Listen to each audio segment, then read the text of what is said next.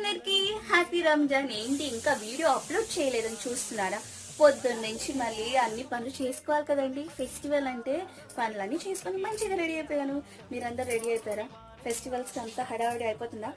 So మా family అందరికీ happy happy very happy Ramzan, Eid Mubarak.